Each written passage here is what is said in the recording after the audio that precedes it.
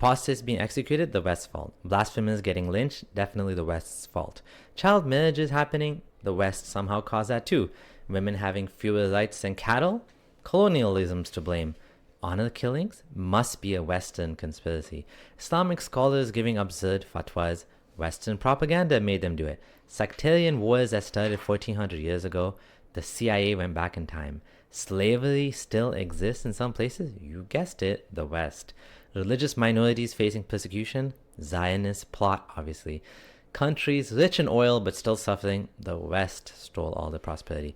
Polygamy justified as a divine command, it's the West that made us do it. Brutal hudud punishment still being enforced, somehow Western values still at fault. Introspection is a valuable skill.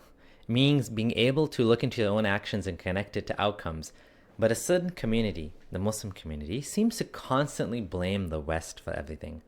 Blaming everything on others might be convenient, but it means you're doomed to never improve. Without self-reflection, there can be no progress. This is why in many objective measurements, the Muslim community has fallen behind. Who pays the price? Muslims, of course, and by extension, the rest of the world. How do we end up in this situation? Let's get into it.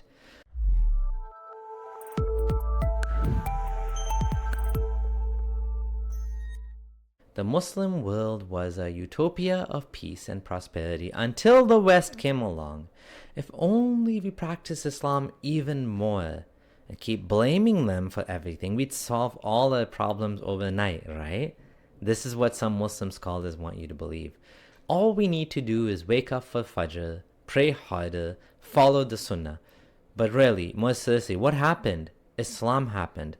This tweet by Ahmed Hassan writes, "The crimes that are taking place in Syria today do not represent Muslims. Islam has nothing to do with these actions and crimes. Allah, the Quran, and Muhammad have nothing to do with these heinous crimes, violence, and cruelty."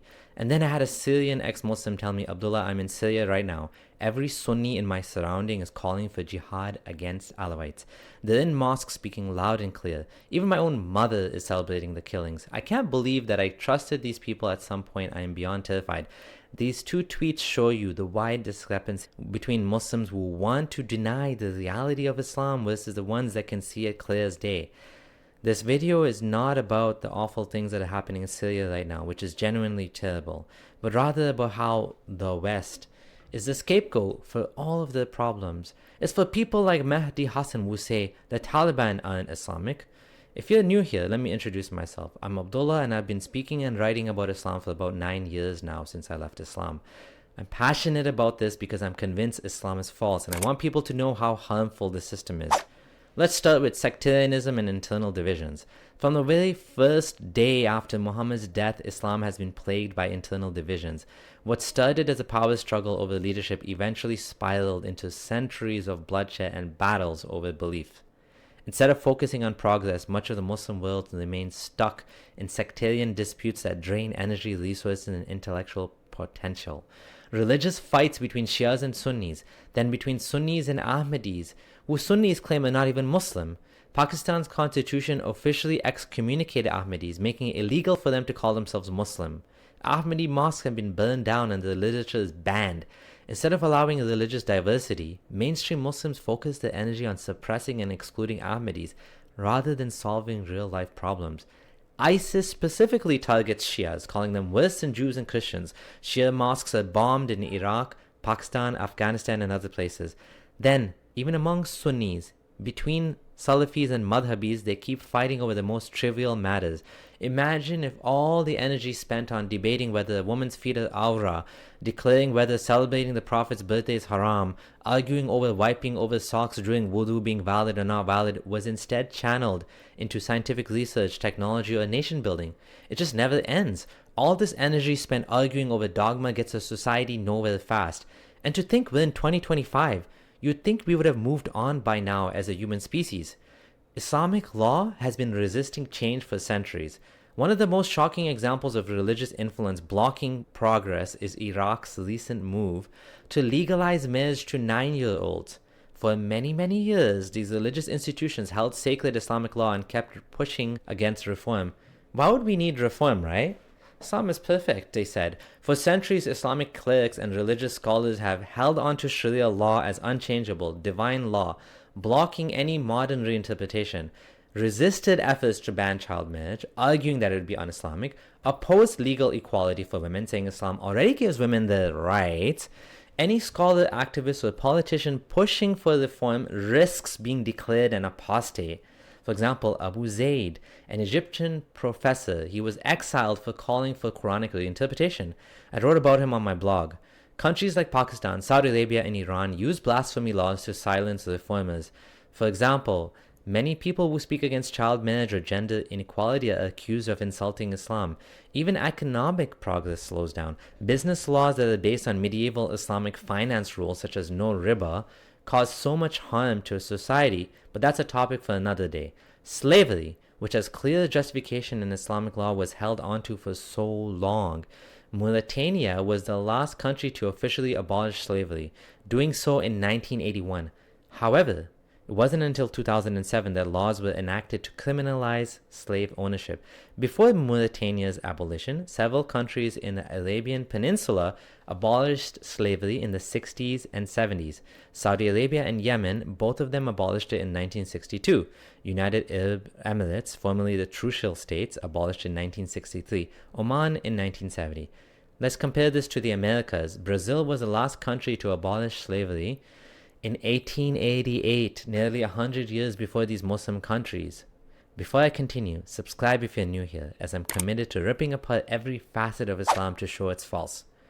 Lack of education. Many of these same countries have poor education systems that prioritize religious studies over critical thinking and science. I've seen pictures of textbooks in Pakistan that are completely anti-science, anti-evolution, and let's be honest, anti-thinking. How can anyone who truly learns science not accept evolution? It's as true as gravity. It underpins all of modern biology. Scientists, doctors, and critical thinkers flee to the West because they're stifled in their home countries. For example, most Muslim majority countries lag behind in Nobel Prizes, while Muslim scientists flourish in the West. This isn't a conspiracy or racism. It's because we value intellectual freedom, education quality, and critical thinking. It's not that Muslims are incapable of winning Nobel Prizes. It's that the environments in which they're educated and work often don't foster or reward innovation. In Western countries, scientists can challenge existing ideas or publish controversial research. We invest heavily in scientific research and technology. Universities emphasize questioning and debate, whereas in many Muslim countries, religious studies dominate school curriculums, often at the expense of science, math, and philosophy.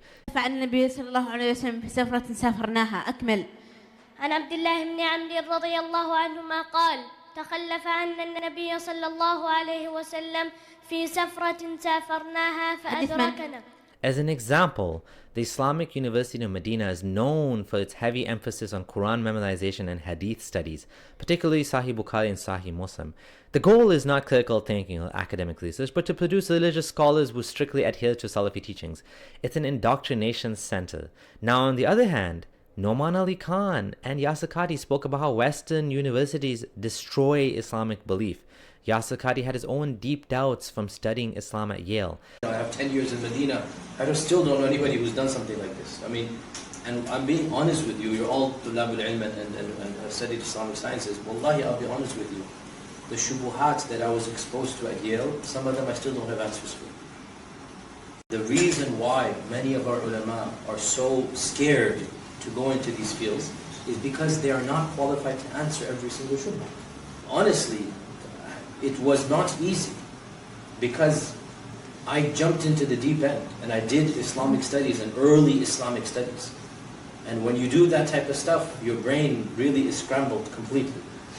And because what the Western education does is it historicizes, contextualizes. This is not because we are trying to dismantle belief, but rather from the process of investigation, truth is discovered. Societies that adapt and evolve succeed.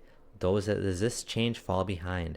Until Muslim majority countries break free from the grip of religious institutions, they'll continue to lag behind the rest of the world. Included in this category is gender disparity in education. Many Muslim countries still limit education for women, reinforcing their subjugation in society. Afghanistan under the Taliban has outright banned girls from higher education, but even in more moderate countries, cultural attitudes prevent many women from accessing quality education. And what's the predictable outcome of lack of investment in education? Economic stagnation, which also ties into the next problem, which is religious extremism. It's easier to control and brainwash people when they don't have education. In conclusion, the decline facing Muslim society is not due to some external conspiracy, Western intervention, or sabotage. It's self-inflicted harm. Sectarian violence, religious dogmatism, suppression of critical thinking, and education stagnation have all contributed. Blaming the West is convenient, but doesn't lead anywhere. It's time to let go of this stale, nasty, useless dogma that's holding back humanity and embrace freedom to think. I know that I'm doing my part. And on that note, thank you to my patrons for their part in this. You guys are the best. Want to support the channel? Join our community on Patreon. Even just subscribing and liking this video helps. What's your favorite example of how Muslim countries have fallen behind? Leave it in the comments. Thanks for watching. This is your friendly ex-Muslim Abdullah Samir signing out.